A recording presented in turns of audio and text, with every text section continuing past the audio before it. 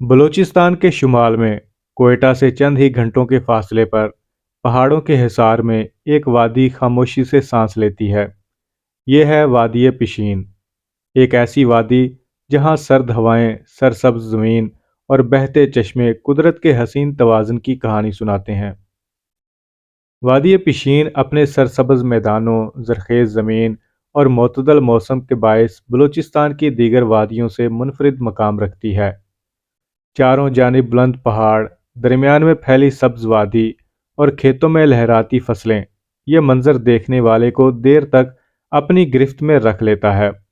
यहाँ की ज़मीन सदियों से इंसान और कुदरत के दरमियान हम आहंगी की अलामत रही है। पिशीन को बलूचिस्तान के ज़रई दिल की हैसियत हासिल है। यहाँ के मशहूर सेब, खुबानियाँ, अंगूर और आड़ू मुल्क भर में अपनी मिठास और खुशबू के लिए जाने जाते हैं। मौसम बहार में जब बागात फूलों से भर जाते हैं तो पूरी वादी एक कुदरती तस्वीर बन जाती है। यहाँ की ज़राअत सिर्फ रोज़गार नहीं बल्कि नस्लों पर मुहित एक रवायत है। पिशीन के लोग सादा, मेहनती और मेहमान नवाज हैं। यहाँ की ज़िंदगी अभी तक रवायात से जुड़ी हुई है। सादा घर, खुली बैठकें और शाम के वक्त चाय के गिर्द जमा कहानियाँ, पश्तून सकाफत यहाँ की पहचान है।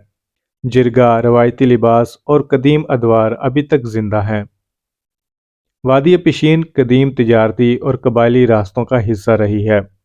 ये खित्ता अफ़गानिस्तान और जनूबी एशिया को मिलाने वाले अहम रास्तों में शामिल रहा है, जिसकी वजह से यहाँ मुख्तलिफ तहजीबों के असरात देखे जा सकते हैं। अगरचे वक्त बदल गया है, लेकिन माजी की गूंज आज भी इस वादी की फ़िज़ा में महसूस की जा सकती है।